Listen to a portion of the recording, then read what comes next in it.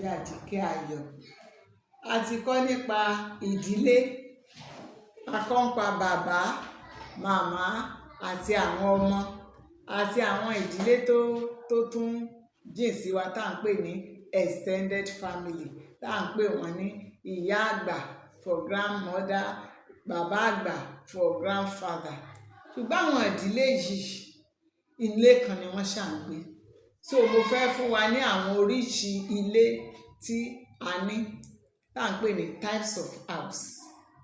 Types of house. Ilé pé oríṣiríṣi o.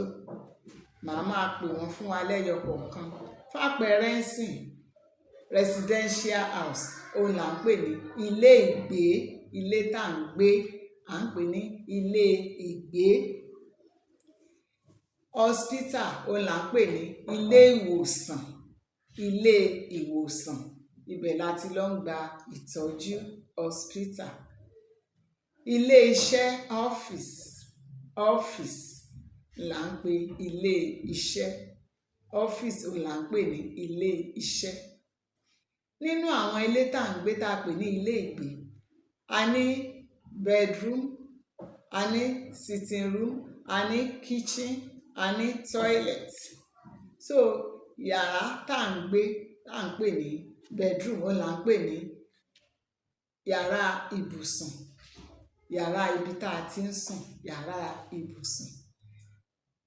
Kitchen ìyẹn ni ibi tá a ti ń dáná, à ń pè ní ilé ìdáná. Ilé ìdáná. Toilet òun là ń pè ní ilé ìyàgbẹ́ tàbí ilé ìgbọ̀nsẹ̀. Ilé ìgbọ̀nsẹ̀, toilet. Ibi ilé iṣẹ́ tá a ti ń ṣiṣẹ́ òun là ń pè ní ilé iṣẹ́, ìyẹn ni office.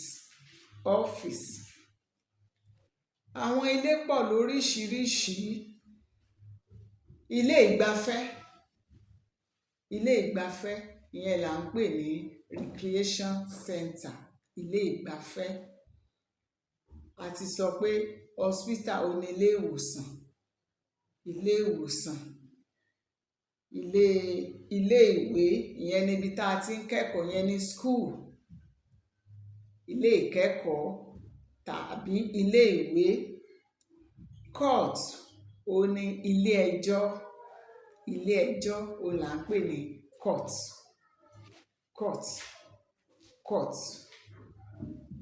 So bí àwọn ilé kéékèèké tí mo fẹ́ fún wa lápẹẹrẹ wọn bó ṣe lọ nìyí. Ẹ jẹ́ ká máa ṣiṣẹ́ tó àwọn nǹkan wọ̀nyí kí a lè máa gbádùn ara wa sí. Ẹ ṣé. Lúbúlúbú ta ni ó